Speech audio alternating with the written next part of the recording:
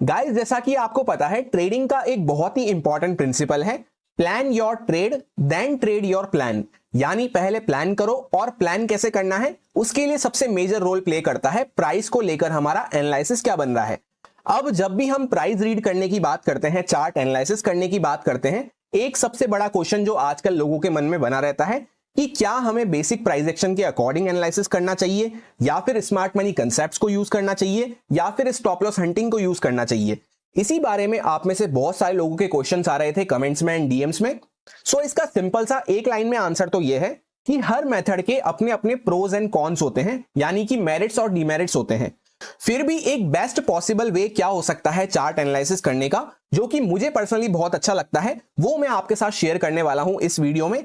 Video में एकदम raw तरीका रहने वाला है कि कैसे मैं अपने लिए खुद personally analysis and plan prepare करता हूं, जो मैं आपके साथ भी शेयर करता हूं दूसरे वाले डेली एनालिसिस वाले चैनल पे।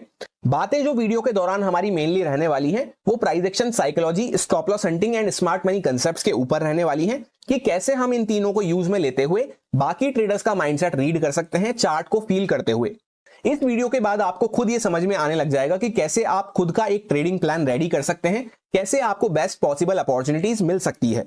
सो वीडियो एकदम पावर पैक होने वाला है एंड एकदम टू द पॉइंट रहेगा। चलिए सीधा शुरू करते हैं।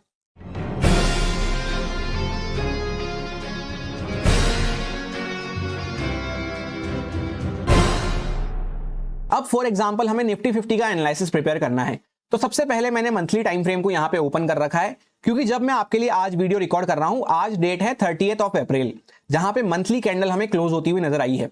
मंथली और वीकली कैंडल ऐसी होती हैं दोनों, जब एक वीक पूरा हो जाए तब हमें वीकली टाइम फ्रेम को चेकआउट कर लेना है, जब एक मंथ पूरा हो जाए तब हमें मंथली टाइम फ्रेम को चेकआउट कर लेना है, जिससे हमें यह पता रहे कि क्या ब्रॉड आउटलुक यहां पे बन रहा है। क्योंकि काफी सारे जो ब्रॉड इन्वेस्टर होते हैं, बड़े टाइम फ्रेम के ट्रेडर होते हैं, जो लंबे टाइम के लिए ट्रेड को होल्ड करते हैं, या जैसे जो इन्वेस्टर्स वगैरह होते हैं वो भी इन टाइम फ्रेम पे ही ट्रेड लेना पसंद करते हैं, इन्वेस्ट करना पसंद करते हैं।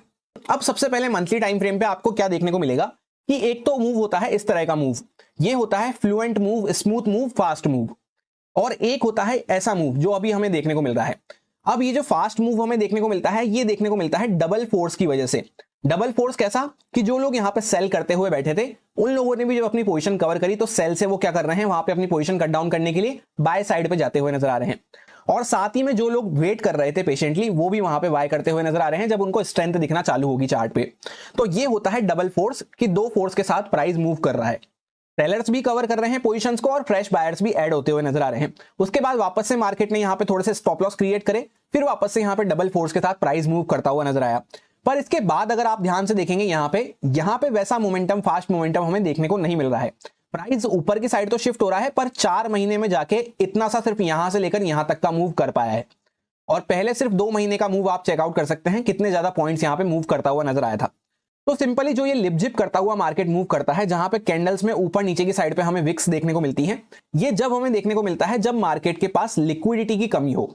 स्ट्रेंथ तो मार्केट में पूरी बनी हुई है यहां पे, पर लिक्विडिटी की कमी हमें देखने को मिल रही है। डबल फोर्स के साथ प्राइस मूव नहीं कर पा रहा, क्योंकि कोई सेलर्स के स्टॉप लॉस यहां पे देखने को नहीं मिल रहे हैं इस तरह से जैसे पहले हमें यहां पे देखने को मिल रहे थे। उस वजह से मार्केट बीच बीच में स्टॉप लॉस क्रिएट करता है, फिर वापस से ऊपर जाता है, फिर स्टॉप लॉस क्रिएट करता है, फिर वापस से ऊपर जा रहा है। अब हो क्या रहा है कि यहाँ पे थोड़े बहुत स्टॉप लॉस क्रिएट करता है मार्केट सेलर्स के, फिर जैसे ही वो हट जाते हैं उसके बाद वापस से लिक्विडिटी की कमी हो जाती है, फिर मार्केट वापस से रुकने लगता है या वापस से नीचे आना पड़ता है, फिर वापस से मार्केट ऊपर जा रहा है। इस तरह से ही करता हुआ मार्केट ऊपर जा रहा है। सो इससे हमें सिंपली क्या समझ में आया कि यहाँ पे एक प्रॉपर चैनल टाइप पैटर्न बनता हुआ जा रहा है, जहां पे मार्केट धीरे धीरे करता हुआ इसके अंदर ट्रेवल कर रहा है। अब अगर यहाँ पे इसके नीचे आना चालू करेगा तो जिन लोगों ने यहाँ पे बाय करा है इस कंसोलिडेशन के अंदर में, ये अपनी पोजीशंस कट डाउन करना चालू करेंगे। तो यहाँ पे एक फास्ट मूव हमें देखने को मिल सकता है डाउन साइड पे, अगर मार्केट इसके नीचे आना चालू करता है तो। वहीं पे दूसरी साइड पे ये चैनल की हायर साइड के ऊपर मार्केट सस्टेन करना चालू करता है, तो धीरे धीरे करता हुआ मार्केट फिर फ्रेश रैली के लिए यहाँ पे रेडी होगा। हमेशा कुछ पॉइंटर्स पे आपको ध्यान रखना है कि एक तो प्राइस एक्शन जब हम देख रहे हैं, उसी के साथ आपको स्टॉप लॉस हंटिंग भी समझते हुए चलना है, माइंड में फोकस रखते हुए। दूसरा, जो भी सेलिंग का मूव होता है वो हमें फास्ट देखने को मिलता है एज कंपेयर टू बाइंग का मूव, क्योंकि सेलिंग में क्या होता है, ट्रेडर्स के भी स्टॉप लॉस वहां पे कट रहे हैं, साथ के साथ इन्वेस्टर्स के भी स्टॉप लॉस वहां पे कट रहे हैं, क्योंकि ऊपर की साइड पे कोई इन्वेस्टमेंट पर्पज से कोई शॉर्ट करके नहीं बैठता है, पर इन्वेस्टमेंट पर्पज से लोग बाय जरूर करके बैठते हैं। तो जब दोनों के स्टॉप लॉस कटते हैं, इस वजह से सेलिंग हमें फास्ट देखने को मिलती है, उसी को हम पैनिक सेलिंग कहते हैं। और जो बाइंग होती है वो फोमो बाइंग होती है, धीरे धीरे करते हुए, जहां पे जिसको जब कॉन्फिडेंस आता है वो तब बाय करना पसंद करता है, कोई डिप में बाय करना पसंद करता है बॉटम के आसपास, कोई बॉटम बन जाने के बाद जब मार्केट सपोर्ट ले रहा होता है तब बाय करना पसंद करता है, कोई थोड़ा सा भग जाने के बाद बाय करना पसंद करता है, और कोई एकदम टॉप पे जाके बाय करना पसंद करता है, जिसको हम कहते हैं फोमो बाइंग, चलती हुई ट्रेन में चढ़ना।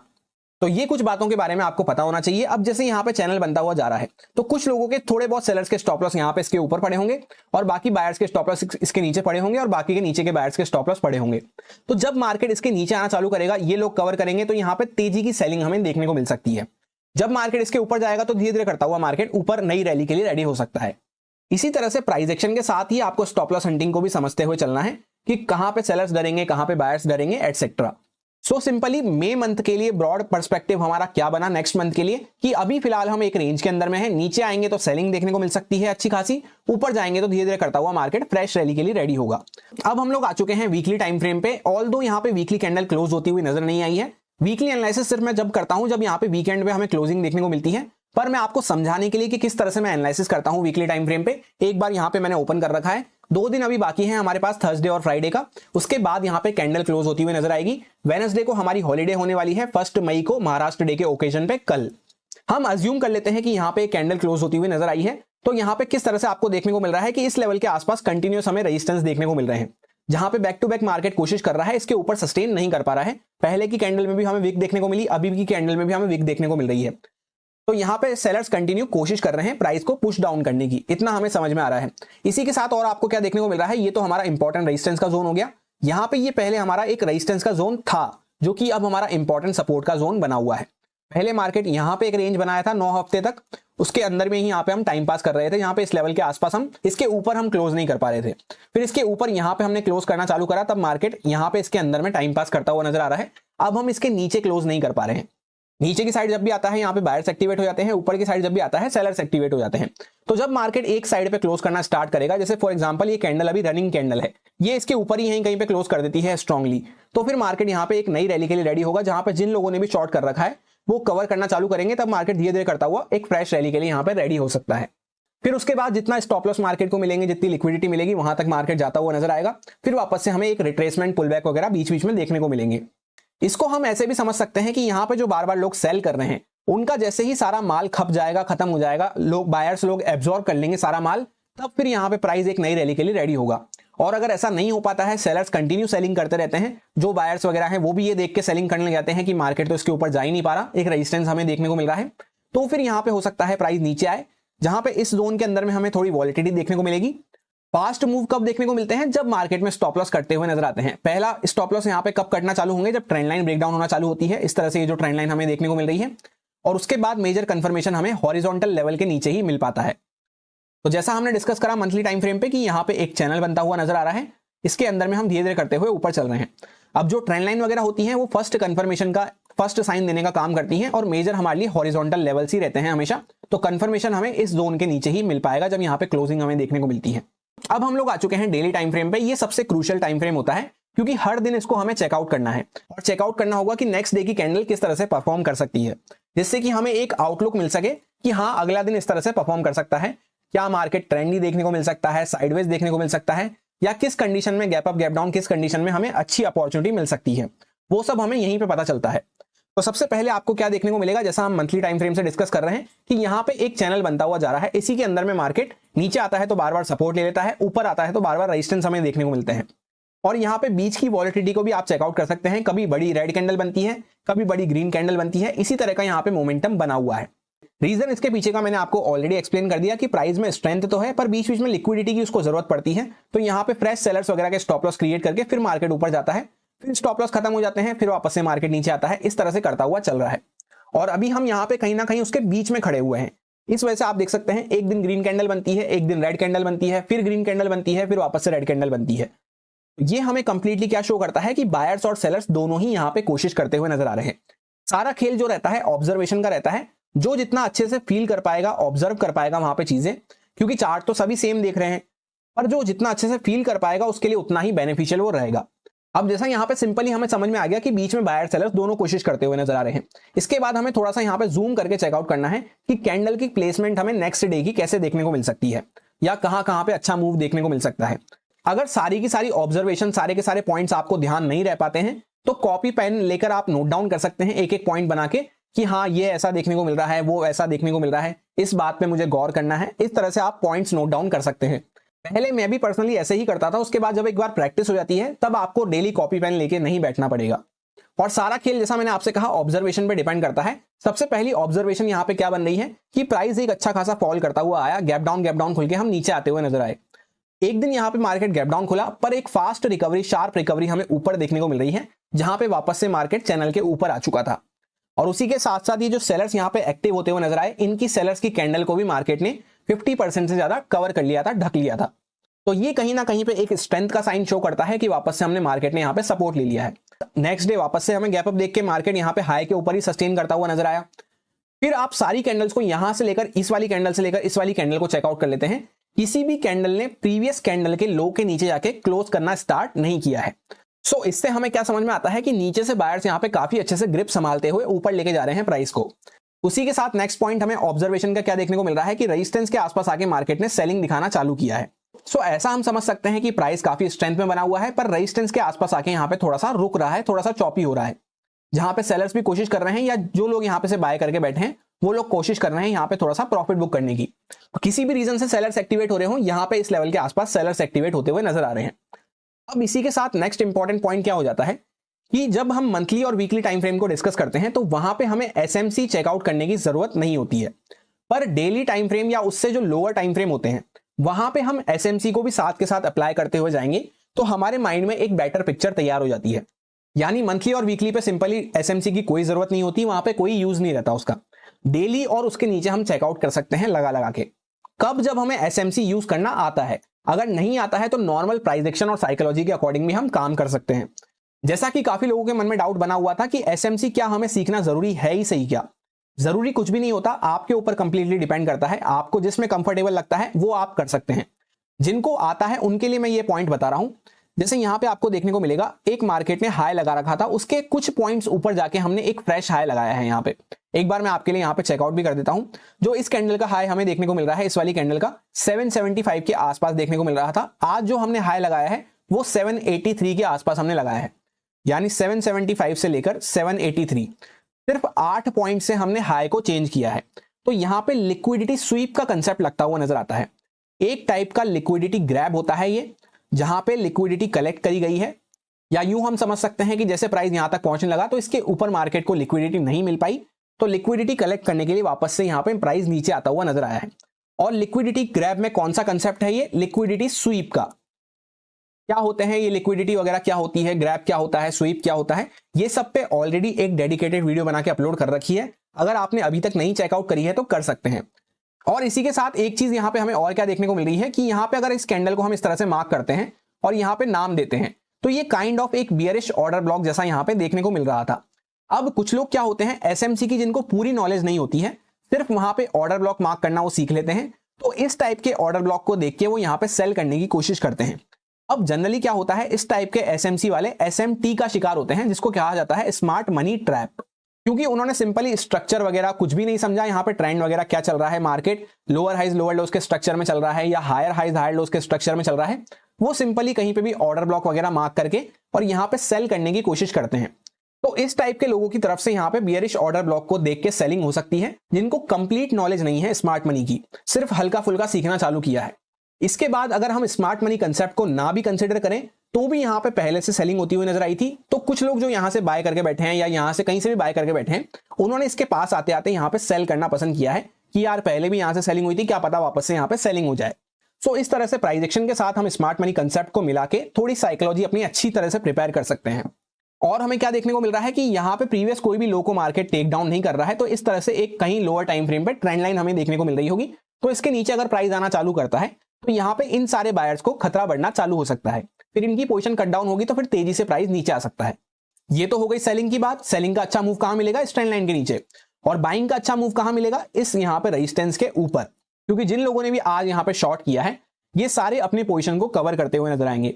कब कवर करते हुए नजर आएंगे? या तो प्राइस डायरेक्टली गैप अप खुल जाता है, गैप अप खुल के यहाँ पे अगर ऊपर निकलना चालू कर रहा है इन सबको बिना टाइम दिए, तो यहाँ पे इनको तुरंत एक साथ अपनी मार्केट ऑर्डर्स पे अपनी पोजीशन कट डाउन करनी पड़ेगी।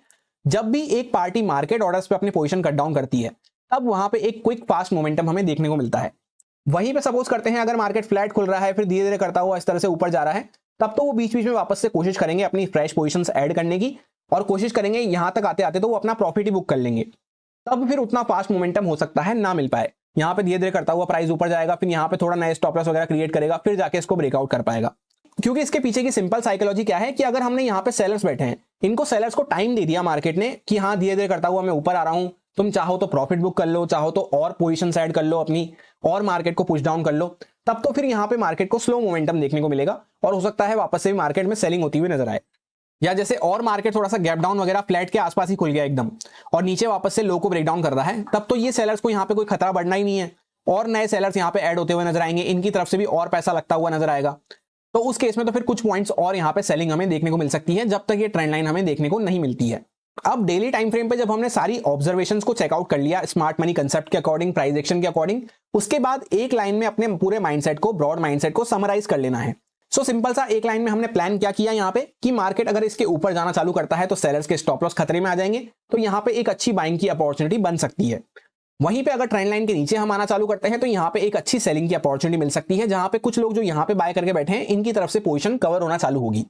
और अगर हाई को ब्रेकआउट करेंगे तो कहां तक जा सकते हैं, वापस से ट्रेंड लाइन के आसपास तक जा सकते हैं। 23,000 का साइकोलॉजिकल लेवल भी यहीं पे निकल के आता है। नीचे निकलते हैं तो वापस से पहले इस लेवल के आसपास सपोर्ट आएगा हमारा, क्योंकि ये पहले यहाँ का रेजिस्टेंस बना हुआ था, अभी यहीं का सपोर्ट बना हुआ है। फिर इसको भी अगर मार्केट ब्रेकडाउन करता है तो फिर इसकी लोअर साइड और फिर इसके नीचे हम जा सकते हैं। और इसके बीच में अगर घूमते रहते हैं, जैसे फ्लैट खुल के मार्केट धीरे धीरे ऊपर जा रहा है, तो यहाँ पे हमें चॉपी मोमेंटम देखने को मिलेंगे, जिसमें हम चाहें तो क्वांटिटी रिड्यूस करके काम कर सकते हैं, जिससे कि हम रिस्क मैनेजमेंट हमारा प्रॉपर रहे और हम सेफ साइड पे बने रहें। या फिर छोटे मोटे टारगेट्स पे ट्रेल करते हुए, बुक करते हुए स्कैल्पिंग टाइप ट्रेड हम यहाँ पे ले सकते हैं। क्योंकि बीच में हमेशा कैसा रहता है कि बायर्स के स्टॉप लॉस भी टारगेट कर सकता है मार्केट, सेलर्स के भी कर सकता है, तो दोनों साइड के हमें जिगजैग मूव देखने को मिलते हैं। और अगर लो को ब्रेक डाउन कर देता है मार्केट तो ट्रेंड लाइन के आसपास तक आएगा, तो यहाँ पे कुछ पॉइंट्स का स्कोप बाकी है। इस तरह से पूरे प्लान को एक लाइन में समराइज कर लेना है। अब सबसे पहले हम 1 आवर टाइम फ्रेम पे आके स्मार्ट मनी कंसेप्ट के अकॉर्डिंग यहाँ पे अपने पीओआई मार्क कर सकते हैं। जैसा आपको देखने को मिल रहा होगा, 2 बुलिश पीओआई हमें यहाँ पे देखने को मिल रहे हैं और एक बियरिश पीओआई है। पीओआई क्या होते हैं, जिन ऑर्डर ब्लॉक पे हमें काम करना है वो सिंपली हमारे पीओआई होते हैं, पॉइंट ऑफ इंटरेस्ट। और उसी के साथ आपको क्या देखने को मिल रहा है, अगर आपको स्ट्रक्चर मार्क करना आता होगा तो आपको ये बात समझ में आ रही है कि अभी हम हायर हाइज हायर लोस के स्ट्रक्चर में बने हुए हैं। यूं भी अगर मार्क करना नहीं भी आता तो भी आंखों से देखकर ही समझ में आ रहा है कि हम हायर हाइज हायर लोस के स्ट्रक्चर में बन रहे हैं, जहां पे बार बार मार्केट अपने ऑल टाइम हाई को क्रॉस करता हुआ चल रहा है। तो इससे साफ समझ में आ रहा है कि बुलिश साइड पे अभी हम बने हुए हैं, तो बुलिश ऑर्डर ब्लॉक और बुलिश पीओआई के काम करने के चांसेस ज्यादा बने रहते हैं as compared to bearish POI. पर फिर भी अगर कोई बियरिश पीओआई हमें दिख रहा है, जैसे ये हमें देखने को मिल रहा है, अब ये जो बियरिश पीओआई है वैसे तो ये अगेंस्ट द ट्रेंड है, अगेंस्ट द स्ट्रक्चर है, पर फिर भी हमें मार्क करके रखना है, क्योंकि कभी कभी यहाँ पे लोअर टाइम फ्रेम पे शॉर्ट टर्म रिएक्शन वगैरह हमें देखने को मिल जाते हैं इस तरह से, फिर प्राइस यहाँ से ब्रेकआउट कर देता है। या डायरेक्ट भी अगर ब्रेकआउट करता है तो हमारे मन में कोई डाउट नहीं होना चाहिए, क्योंकि यहाँ पे ऑलरेडी हम अगेंस्ट द ट्रेंड इसको मार्क करके रख रखे हैं। अब जैसे for example smart money concept की आपको कुछ भी नॉलेज नहीं है और आप समझना चाहते हैं, सीखना चाहते हैं, तो चैनल पे पूरी प्लेलिस्ट पड़ी हुई है, फ्री ऑफ कॉस्ट आप सीख सकते हैं, जहां पे मेजर स्मार्ट मनी कंसेप्ट को हमने सबको डिस्कस कर रखा है। और आपका मन है कि मेरे को तो नहीं सीखना है स्मार्ट मनी कंसेप्ट, तो सिंपली आप ये सारी बातों को यहाँ पे इग्नोर करते हुए नॉर्मली जो अपन प्लान डिस्कस करते हुए आ रहे थे प्राइस एक्शन और साइकोलॉजी के अकॉर्डिंग, उसी को थोड़ा सा यहाँ पे फिल्टर कर सकते हैं कि अगर आपको यहाँ पे कोई और ऑब्जर्वेशन स्पॉट हो जाती है तो उस अकॉर्डिंग आप यहाँ पे फिल्टर कर सकते हैं। जैसे आपको यहाँ पे और क्या देखने को मिल रहा है कि इस जोन के आसपास वैसे भी प्राइस यहाँ पे क्रूशियली सपोर्ट ले रहा है, जहां पे एक दिन हम इसके गैप डाउन नीचे ओपन हुए पर वापस से मार्केट शार्प रिकवरी दिखा के ऊपर आ गया इसके, तो ये कहीं ना कहीं हमारा इंपॉर्टेंट क्रूशियल जोन हो जाता है जहां पे हमें सपोर्ट देखने को मिल सकता है, अगर नॉर्मली भी हम यहाँ पे ऑर्डर ब्लॉक वगैरह इस तरह से मार्क ना करें तो। अब फॉर एग्जांपल यहीं पे प्राइस सपोर्ट लेके इस यहाँ पे इंपॉर्टेंट सपोर्ट जोन के आसपास ही यहाँ पे सपोर्ट लेके वापस से ऊपर निकलने लग जाता है, तो हमें बाइंग साइड पे अच्छे मूव देखने को मिल सकते हैं, जहां पे हो सकता है मार्केट फिर आने वाले टाइम में इसको भी क्रॉस कर दे ऊपर और एक फ्रेश ऑल टाइम हाई के लिए मार्केट रेडी हो जाए।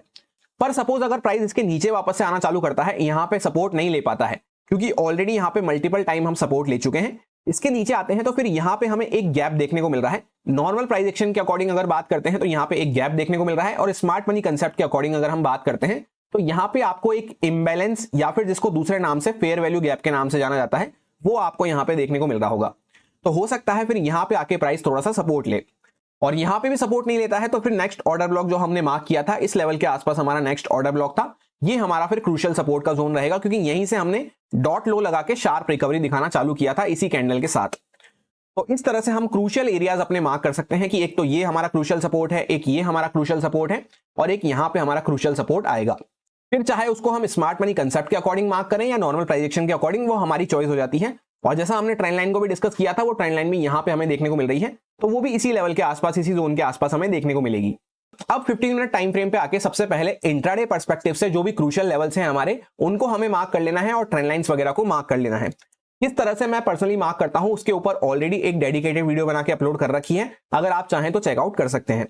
और उसके बाद जो भी हम ब्रॉड माइंडसेट बनाते हुए आ रहे हैं ब्रॉड टाइम फ्रेम से, उसके अकॉर्डिंग यहाँ पे फाइनल प्लान हमारा क्या रेडी हो रहा है नेक्स्ट डे के लिए, सिर्फ इंट्राडे पर्सपेक्टिव से उसको हमें एक बार समराइज कर लेना है माइंड में, एक लाइन में समराइज कर लेना है, या फिर एक बार कॉपी पेन में लास्ट फाइनल हमारा जो प्लान बन रहा है उसको लिख लेना है। और किस तरह से लिखना है कि अगर मार्केट गैप अप खुलेगा तो मुझे क्या करना है, फ्लैट खुलेगा तो क्या करना है, और गैप डाउन खुलेगा तो क्या करना है। तो प्लान हमारा फाइनली क्या रेडी हुआ है कि यहां से एक अच्छा मूव हमने दिया, उसके बाद यहां पे प्राइस होल्ड करा, बायर सेलर्स की फाइट हमें देखने को मिली, और एक यहां पे छोटा सा फेक आउट करके प्राइस वापस से पूरा सेलिंग में आ चुका है, जहां पे कहीं ना कहीं ये पूरा प्राइस जो ऊपर गया था इसके 50-60% लेवल के आसपास हम खड़े हुए हैं। तो जब भी प्राइस यहां पे बीच में खड़ा होता है, स्पेशली एक्सपायरी दिन पे, तो यहां पे ये ऑप्शन सेलर्स के लिए ज्यादा बेनिफिशियल हो जाता है।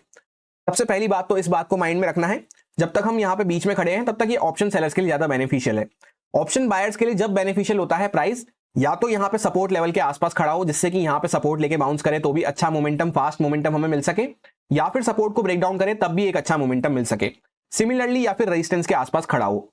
उसी के साथ स्टॉप लॉस हंटिंग के नजरिए से भी हमें क्या देखने को मिल रहा है कि यहां पे बायर्स को पहले अच्छा प्रॉफिट दिखा, उसके बाद यहां पे पूरा प्रॉफिट मार्केट में बायर्स का कम कर दिया, तो जिसको बायर्स को निकलना था वो तो ऑलरेडी निकल गए होंगे, जो अभी भी नहीं निकले होंगे उनके स्टॉप लॉस थोड़ा नीचे ही मिलने वाले हैं।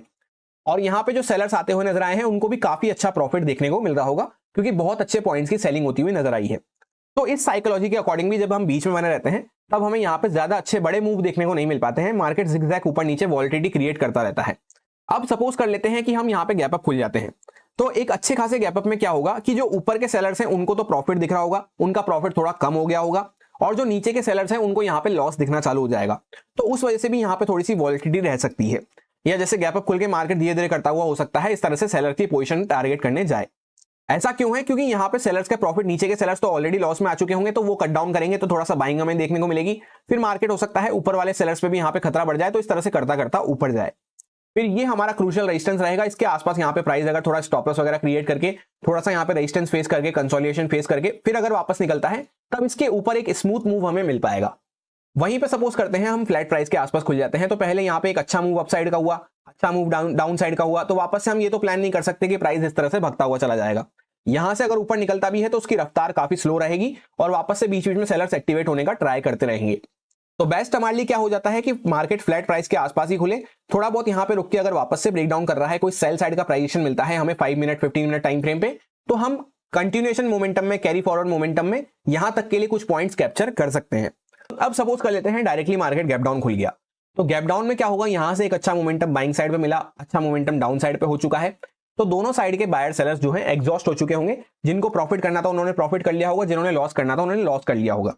और यूं भी जनरली वी शेप रिकवरी होने के बाद यहाँ पे प्राइस थोड़ा सा साइडवेज बिहेव करता हुआ नजर आता है, तो इस तरह से प्राइस यहाँ पे साइडवेज वगैरह रह के फिर सेकंड हाफ में कुछ प्राइजेक्शन बना रहा है, कुछ ब्रेकआउट ब्रेकडाउन हो रहा है, तब हम उसके अकॉर्डिंग प्लान कर सकते हैं। या फिर दूसरा बेस्ट तरीका क्या हो जाता है कि जैसे ही मार्केट गैप डाउन खुला तो फर्स्ट प्राइस एक्शन को इग्नोर करते हुए, जैसे यहां से डायरेक्टली गैप डाउन खुल के मार्केट नीचे आ रहा है तो उसको इग्नोर करते हुए हम सेकंड प्राइस एक्शन पे यहां पे काम कर सकते हैं, अगर इस तरह से हमें कुछ स्विंग वगैरह मिलती है तो, जहां पे हमें छोटा सा स्टॉप लॉस डालने की जगह मिल जाए।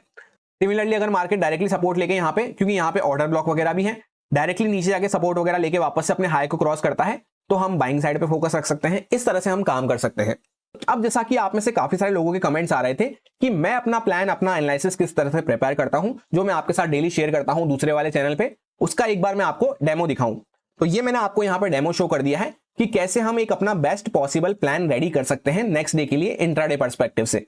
एक best top down analysis approach क्या हो सकती है smart money concept, normal price action और स्टॉप लॉस हंटिंग वगैरह को इंक्लूड करते हुए, साथ ही साथ किस तरह से हम साइकोलॉजी और माइंडसेट को रीड करते हुए चल सकते हैं बाकी ट्रेडर्स का, वो भी हमने काफी डिटेल में डिस्कस कर लिया है। ये एकदम रॉ वीडियो था, जहां पे जो भी सारी बातें मेरे मन में थी, जो भी सारी बातें मैं एनालाइज कर रहा था, वो सभी मैंने आपके साथ शो कर दी है। यही एग्जैक्ट एनालिसिस आपको मिलने वाला है दूसरे वाले जो एनालिसिस चैनल है हमारा, उसी पे आपको यही लेवल्स वगैरह, यही एनालिसिस मिलने वाला है जो मैं वहां पे आपके साथ शेयर करने वाला हूं। हो सकता है ये जो लर्निंग वीडियो है कि किस तरह से एनालिसिस प्रिपेयर करते हैं, ये आपको वीकेंड तक मिले, पर फिर भी आप वहां से चेकआउट कर सकते हैं कि हमने एनालिसिस में क्या डिस्कस किया था और एक्चुअल में मार्केट में क्या होता हुआ नजर आया। क्योंकि जब तक आपको ये वीडियो मिलेगा तब तक थर्सडे का दिन भी जा चुका होगा, तो आप चेकआउट कर सकते हैं कि क्या हमने एनालिसिस किया था और उसके अकॉर्डिंग क्या होता हुआ नजर आया। होपफुली ये वीडियो आपकी ट्रेडिंग लाइफ में कुछ ना कुछ वैल्यू ऐड जरूर करेगा। अगर आपको अच्छा लगा हो वीडियो, कुछ ना कुछ आपको सीखने को मिला हो, कुछ ना कुछ आपके डाउट क्लियर हुए हो, तो लाइक एंड कमेंट करके अप्रिशिएट कर सकते हैं। अच्छा नहीं लगा हो, कुछ आपका फीडबैक हो, तो आप कमेंट करके बता सकते हैं, या आपकी कोई भी क्वेरी वगैरह हो तो वो भी आप कमेंट करके बता सकते हैं। वीडियो के जो भी टॉपिक्स रहते हैं वो मैं कमेंट सेक्शन में से ही पिक करता हूं, जिस भी रिलेटेड ज्यादा कमेंट्स आ रहे होते हैं, तो आप चाहें तो कमेंट करके बता सकते हैं कि नेक्स्ट वीडियो आपको किस रिलेटेड चाहिए। इस वीडियो में फिलहाल इतना ही, मिलते हैं किसी नेक्स्ट वीडियो में। थैंक